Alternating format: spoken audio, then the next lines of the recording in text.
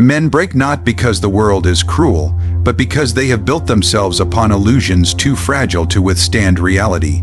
In this world, you are tested not by comfort, but by fire. The problem, my listener, is simple. Most souls crumble at the first strike of hardship.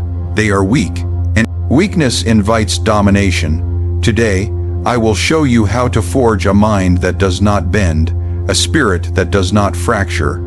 This is your guide to becoming mentally unbreakable. Embrace reality without illusions. Listen closely. If you wish to become mentally unbreakable, you must begin where most men refuse to look: reality. Not the soft version told to you by teachers, parents, or comforting lies of society, but the raw, merciless truth that governs this world. Greatest weakness of man is not his flesh, nor his fear, but his addiction to illusions. Illusions make the weak feel safe, but they make them fragile. They are like castles built on sand, grand in appearance, destined to collapse under the first storm. The unbreakable man strips himself of the illusions, not because it is pleasant, but because it is necessary. You see, the mind that builds itself on lies is a mind already broken. Most people expect fairness. They expect loyalty. They expect the world to reward effort with results, kindness with gratitude, and honesty with respect. They live as though the universe is a merchant of justice, trading good behavior for good fortune. But what happens when the storm comes and the world reveals itself for what it is? Indifferent, ruthless, and cold, they shatter. Their false expectations betray them. They drown in bitterness, crying out that life is unfair when fairness was never promised. You must see reality as it is, not as you wish it to be.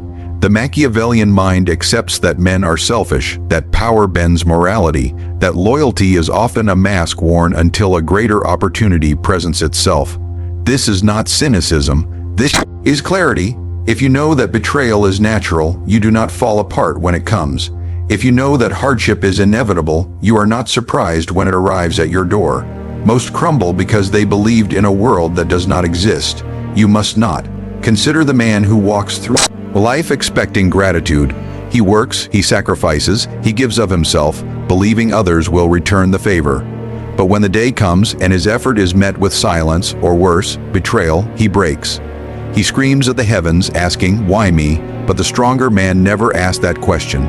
Because he knew from the start, gratitude is rare, loyalty is conditional, and most people think first of themselves. Instead of feeling betrayed, he feels only confirmed. He nods, he expected this, and therefore he cannot be broken by it. This is the armor you must forge, the armor of truth. Not demand that life be fair, demand only that you be strong. Do not expect others to share your standards, expect only that they will serve their own interests. When you accept this, you are free. You can still enjoy loyalty when it is given. You can still savor kindness when it is real, but you are never dependent on it. Dependency breeds fragility. Independence breeds strength. Think also of love, one of the greatest illusions that weakens men. Many imagine love as eternal, as pure, as unshakable. They place their entire sense of worth in another's hands, as if their identity depends upon being cherished. What happens when that love fades, when the heart of the other grows cold, when betrayal enters the scene? They collapse, unable to function, for their illusion has died. The unbreakable man loves differently. He understands that passion is fire, beautiful, warm, but capable of burning out. He cherishes it while it burns, but he does not delude himself that fire is eternal. When it fades, he feels no surprise, only recognition that reality has run its course.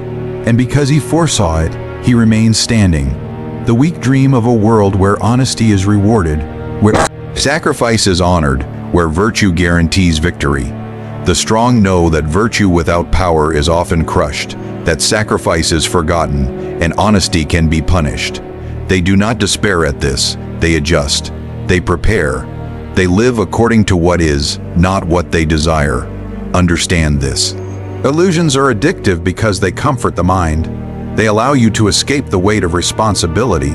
If you believe the world is fair, then you need only wait for your reward. If you believe loyalty is guaranteed, then you need not protect yourself against betrayal. If you believe love is eternal, then you need not cultivate independence. But illusions are comfort bought on credit, and the price is destruction when reality demands repayment. Strip them away now, before the storm strips them for you. Ask yourself every day, what lies do I believe? What truths do I refuse to face? Where have I blinded myself with hope instead of armed myself with clarity? For each illusion you destroy, you build another stone in the fortress of your mind. The fortress that cannot be taken, even when the world lays siege against you. To embrace reality is to embrace power. To see clearly is to live without the shock that breaks others. A man who has prepared himself for treachery cannot be broken by traitors. A man who has prepared himself for hardship cannot be broken by suffering.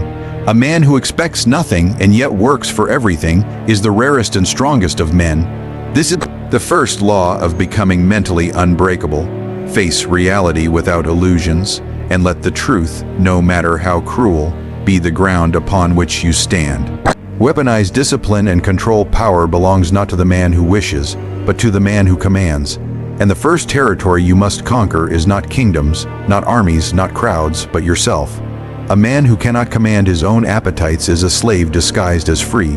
He walks, he speaks, he boasts of liberty, but every choice he makes is chained to desire, to laziness, to the weakness of the flesh.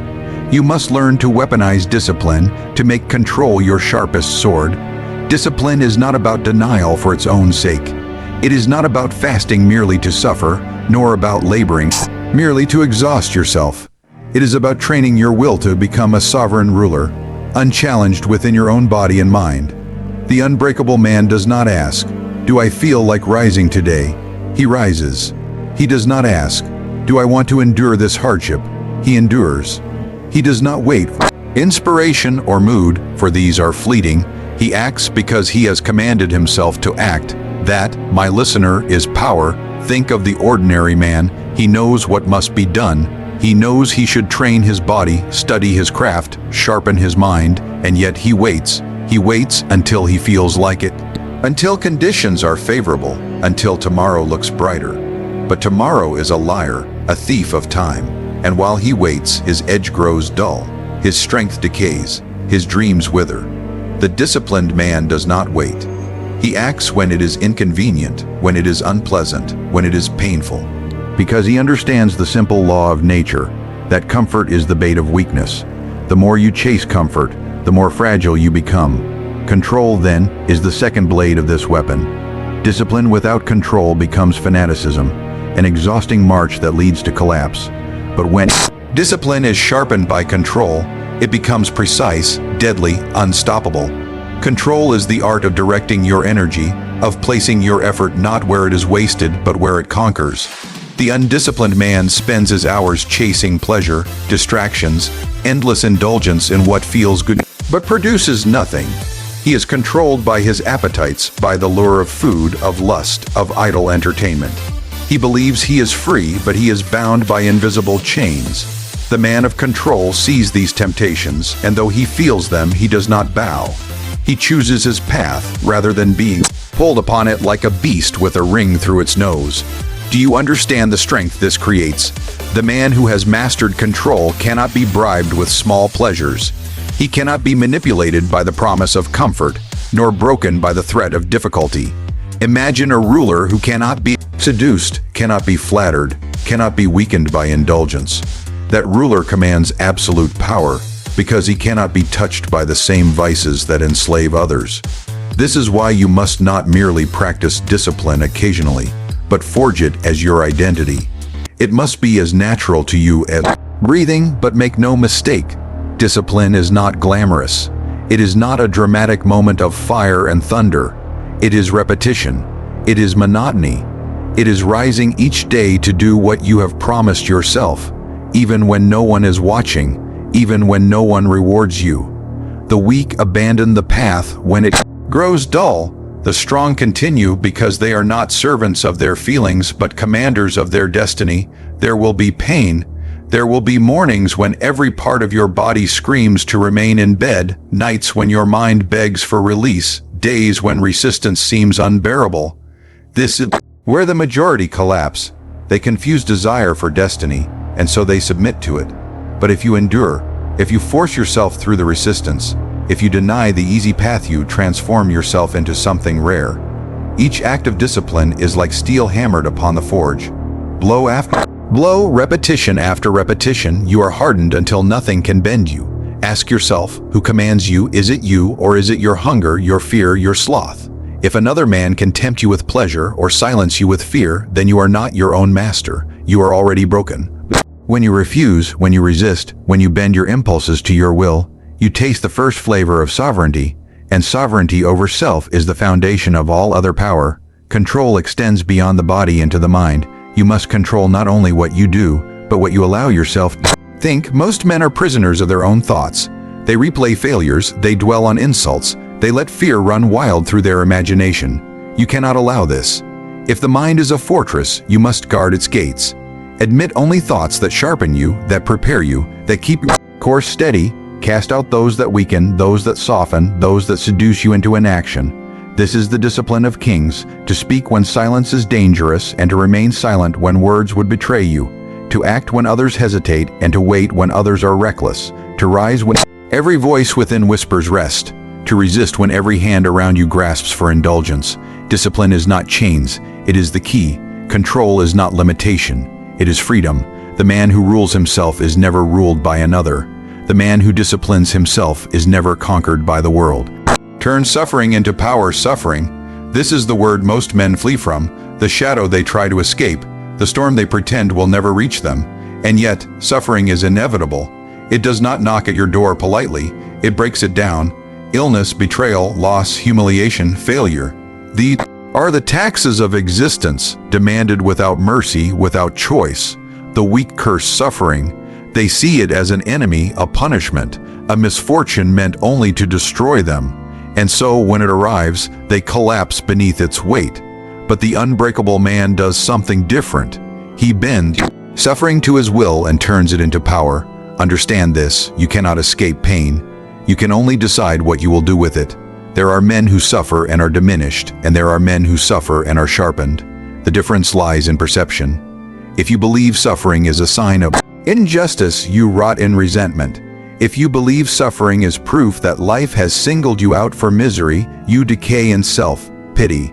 But if you believe suffering is fuel, then every wound becomes an opportunity, every scar becomes a weapon. Think of the soldier who has never known hunger, never felt exhaustion, never marched through fire. He may wear the uniform, but he is soft, fragile, and untested. Compare him to the soldier who has bled, who has starved, who has stood when his body screamed to fall. The second soldier is forged. He has endured, and because he has endured, he cannot be broken by what would destroy the first. So it is with all men. Those who suffer without surrendering become something more than human. They become untouchable. The weak man asks, "Why must this happen to me?" The strong man asks, "How can I use this?" The weak prays for his suffering to end.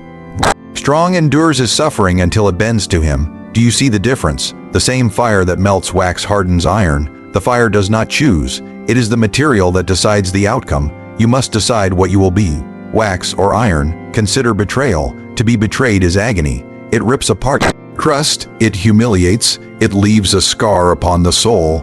The weak man hides from this wound, drowning in despair, muttering that he will never trust again. The strong man studies it.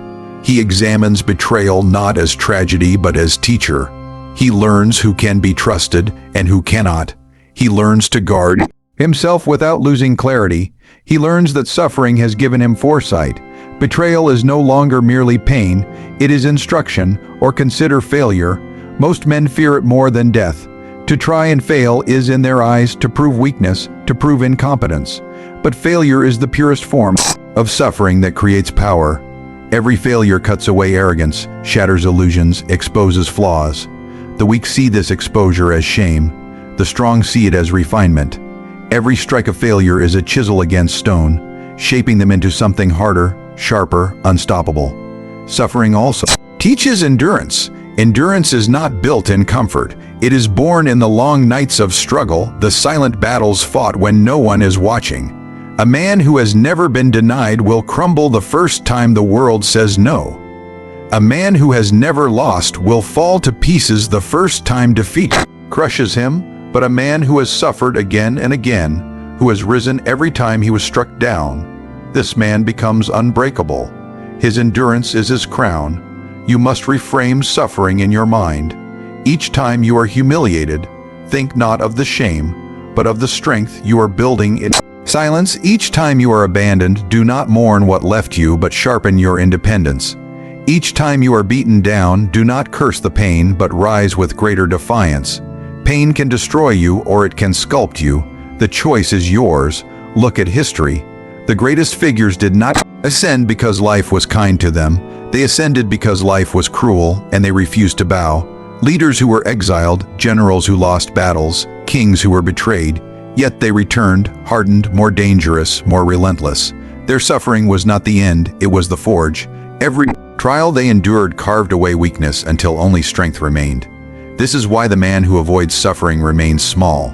He lives comfortably, yes, but comfort softens him until he is brittle. He avoids risk, avoids pain, avoids loss. And because of this, he never grows. He is like a blade left unused, dull, shining perhaps in appearance, but worthless when tested. The man who embraces suffering is like a sword tempered in fire, hammered again and again until it gleams with lethal sharpness. When you encounter suffering, you must not shrink. Do not ask the world for relief. Do not beg for an easier path. Stand firm, endure, and as you endure, extract from your suffering every ounce of strength it can provide.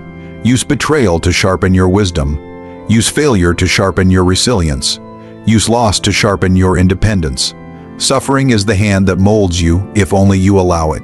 There will be nights when you will feel broken, mornings when rising seems impossible, days when you will question everything. But remember, these are the moments that separate the unbreakable from the broken. Suffering is not proof that you are cursed.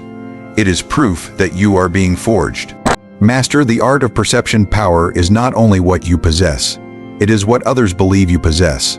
A man's true strength lies not merely in his abilities, but in how those abilities are perceived. Perception is the mask you wear, the cloak that hides your weaknesses, the mirror that reflects only what you choose to reveal. The world does not judge you by truth, but by appearance, and the man who forgets this is already defeated. To be unbreakable, you must master not just yourself, but the art of how others see you. Understand this: men are not creatures of pure reason. They are swayed by images, by symbols, by impressions. They do not look into your soul. They look at your posture, your confidence, the tone of your voice, the aura that surrounds you. If you appear weak, hesitant, uncertain, then even if you possess hidden strength, others will treat you as prey. But if you appear unshakable, if you project control, composure, and force, then even your weaknesses remain unseen, and your enemies hesitate to strike. Consider reputation. Reputation is a fortress built not of stone, but of perception. Once established, it shields you from attack, because men fear what they believe you to be. If they believe you ruthless, they will think twice before betraying you. If they believe you cunning, they will fear being outmaneuvered. If they believe you strong, they will not test your limits. Reputation does half the work of power for you, and yet most men treat it carelessly. They gossip, they expose their failures, they reveal their flaws to the world, and in doing so, they strip themselves of the very armor that could have protected them. The unbreakable man guards his image as carefully as his life. He does not reveal panic when he feels fear. He does not reveal doubt when his mind trembles. He does not reveal fatigue when his body screams. He may suffer in silence, but to the world he shows only steadiness. This does not mean deception without end, but it does mean mastery. You must decide what face you show to the world, for if you do not, the world will decide it for you, and once decided, it is nearly impossible to change. Think also of silence. The weak reveal too much. They believe honesty is always virtue, and so they expose their thoughts, their secrets, their vulnerabilities. But honesty without strategy is suicide. The strong know when to speak and when to remain silent. Mystery breeds respect. When men cannot easily read you, they assume depth. When they cannot predict you, they assume strength. Your silence becomes a weapon, and your words, when chosen sparingly, carry the weight of iron. Perception is also control. Presence, the way you enter a room, the way you carry yourself, the way you hold your gaze. All of these announce you before your words ever do. Do you slouch, avoid eyes, speak timidly? Then you broadcast weakness. Do you stand firm, move deliberately, speak with measured calm? Then you broadcast strength even if inside you tremble. And make no mistake, people believe what you project more than what you truly are. Mastering presence is mastering power. Enemies will test you. They will attempt to find cracks in your armor, to provoke you into rage, to push you into fear, to expose your fragility. This is why perception must be shielded. If they believe you unbothered, they cannot control you. If they believe you untouchable, they cannot use your emotions against you. Even when you are wounded, even when you are struck, you must stand as though nothing has pierced you. To reveal pain is to give your enemy satisfaction. To conceal it is to rob them of victory. Remember this truth: it is not necessary to be invincible. It is necessary to appear invincible. Perception magnifies your strengths and conceals your flaws. You may have doubts, but if you project certainty, others will follow you. You may lack resources, but if you project control, others will hesitate to challenge you. Power is not always about reality, it is about belief. Belief is the currency of influence, and he who controls it holds dominion over others. Think of the lion. It does not roar because it is always hungry, but because the sound alone freezes the herd. The roar is perception. The herd does not test whether the lion is strong, whether it is wounded, whether it is tired. The roar is enough. Men are no different. Appear formidable, and few will risk discovering the truth. Appear fragile, and many will exploit it, regardless of your hidden strength. Perception is also armor against betrayal. A man who appears careless invites attack. A man who appears oblivious invites manipulation. But the man who radiates vigilance, who seems always watchful, always prepared, such a man is rarely betrayed, for traitors fear the consequences of being discovered. Fear, after all, is perception. If men fear that your retribution is swift and merciless, they will think carefully before crossing you. You must shape how the world sees you with the same precision that a sculptor shapes stone. Do not let accidents determine your image. Do not let weakness leak into the public eye. Do not allow your enemies to define your reputation. Shape it, guard it, use it. Let men see only the mask you have crafted, while beneath it you sharpen yourself further. For perception is not illusion alone, it is a weapon, and like all weapons, it belongs to those disciplined enough to wield it with mastery. You have now seen the path. To become mentally unbreakable is not to live in comfort, nor to be spared from cruelty. It is to strip away illusions and see the world as it is. It is to weaponize discipline until your own nature obeys you without question. It is to turn every wound, every loss, every betrayal into the steel of your strength. And it is to master perception, so that even when you bleed, the world believes you stand unshaken. The weak wait for mercy from life, but mercy is an illusion. The strong carve their place with iron will, unbending in the face of storm and fire.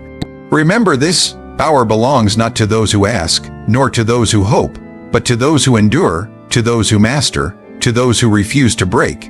If you would rise above the mass of fragile men, if you would walk as one untouchable, then embrace this law. You do not beg for strength, you build it, and once built, you do not bend.